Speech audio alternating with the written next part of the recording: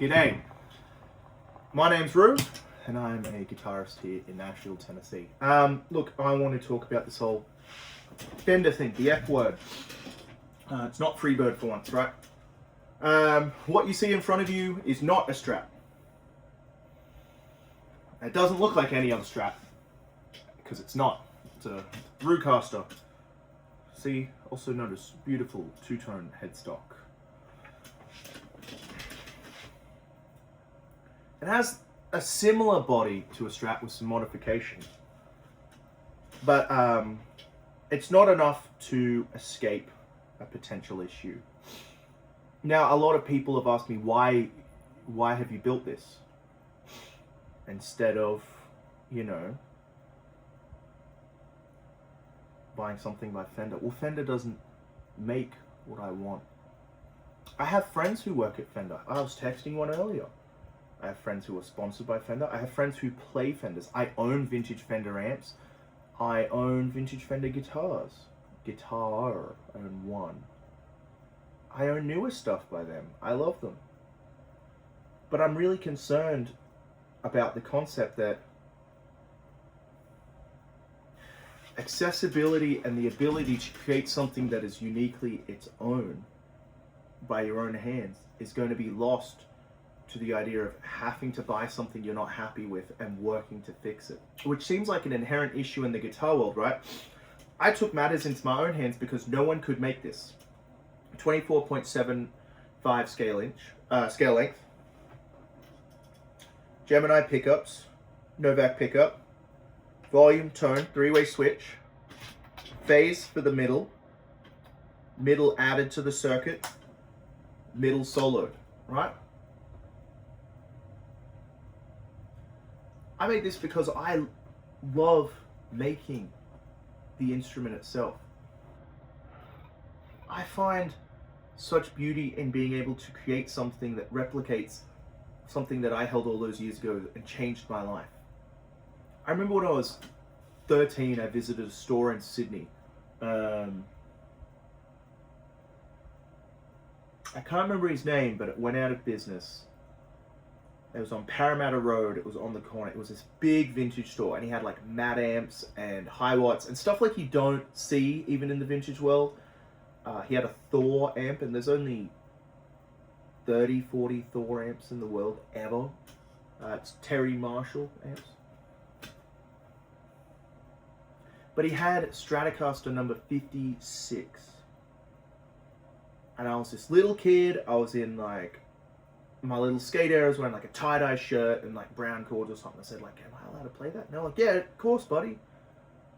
I remember sitting down and just going and feeling like, wow, that's resonant. Wow, that feels amazing. The knobs sit shorter and everything feels different. And the tremolo works different and it acts different. And it changed my life in that moment. And I've sought that ever since. And since I started deciding to build guitars, I've been able to experiment and find things that allow me to chase that feeling. I've done a video on the ultimate gigging guitar, and it's my concept and take on the S shape, right? Now, I'm very fortunate that I've had people help me learn how to make these. This is a great guitar.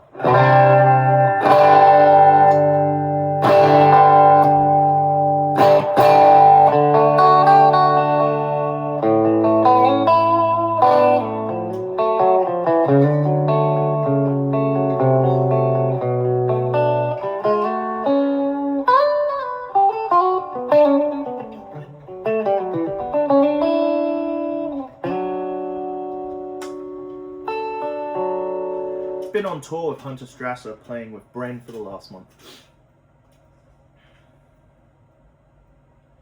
But when you deny people access the ability to create something for themselves, or to be able to gain access to something that's truly going to make them happy in order to benefit yourself and demand the lion's share, you no longer view yourself as a guitar company, but as a t-shirt merchandising company with a guitar problem. People have said for years things like, well, I really love this, and I really love this. And by not listening to your constituents, you create the issue where people are forced to go to other places. I always thought it would have been genius if Fender had gone and said, you know what, here is LSL, or here is insert this crazy, beautiful, amazing builder, and said, hey man, we're gonna license you this, blah, blah, blah. We're gonna pay you, we're gonna pay for all the parts, and we're gonna get you to build a run of 20 guitars.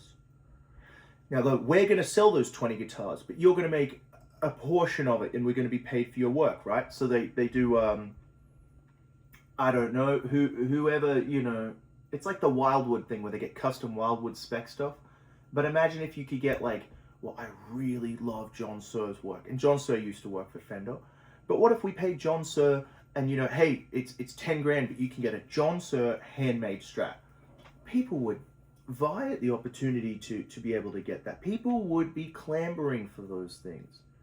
The same with maybe an LSL collab, or working with these distinct and small builders to be able to create something that's much better than what is available to the user. You know, I've heard both sides of the argument. Well, Fender's protecting their shape. I get it. That's great. Well, it's public domain. Okay, great as well. I don't know. I'm not a lawyer. I'm not well versed in the litigiousness of the guitar industry.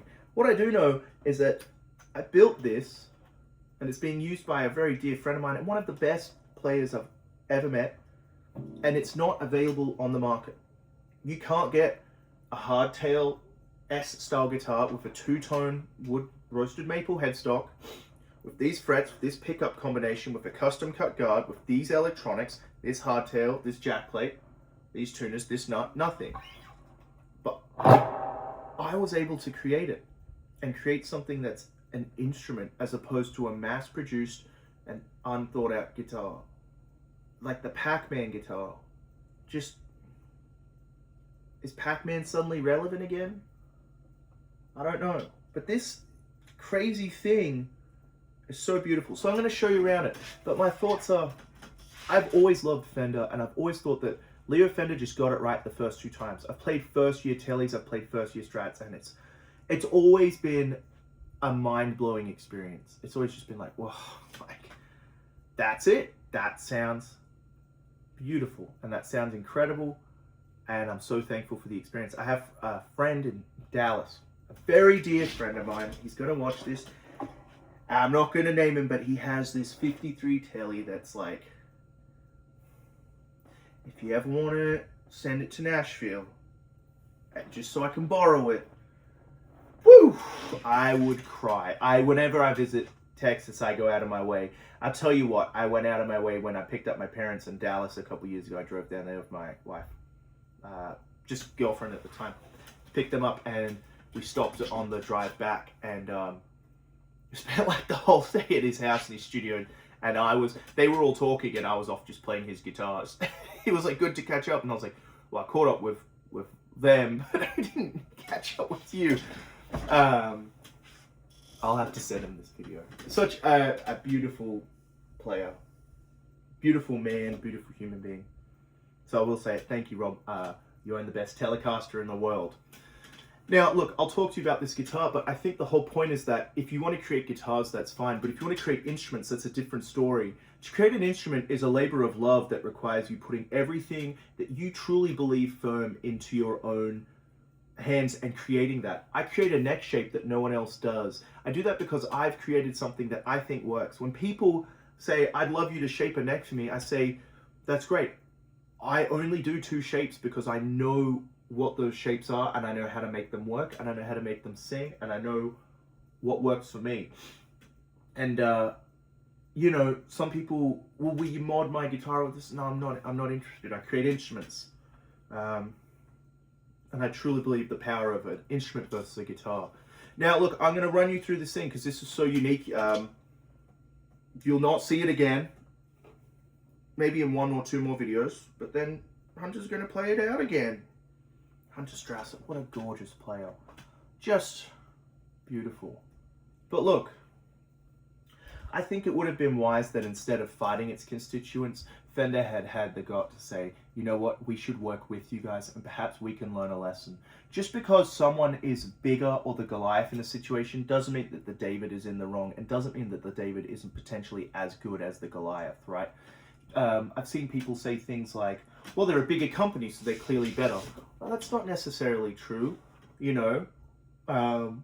That would imply that the Les Pauls made this year are better than 59s because there are more, something like that. Anyway, let's talk about this guitar.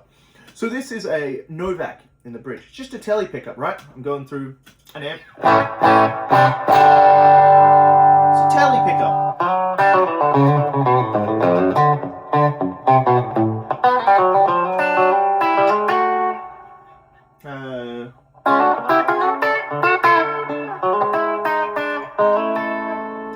We got the middle, which is actually the neck. It's a gold foil neck, and the bridge. No, sorry, it's meant to be like a D-arm single coil kind of thing.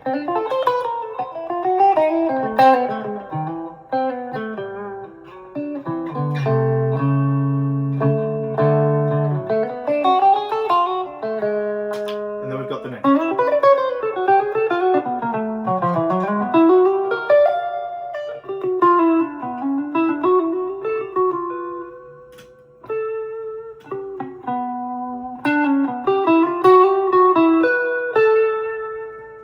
Now if we're in the middle and we hit this, nothing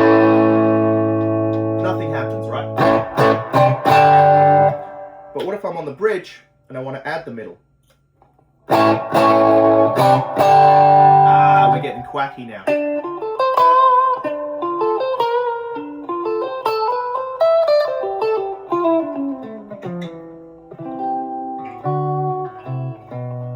What if it's out of phase?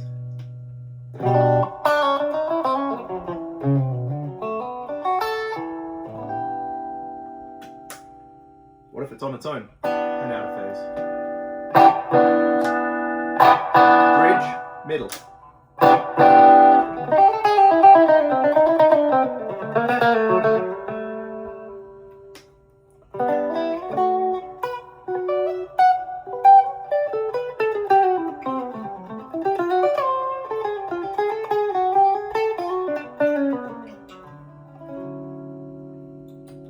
Let's go to the neck and add the middle, because I think that's a really beautiful kind of sound.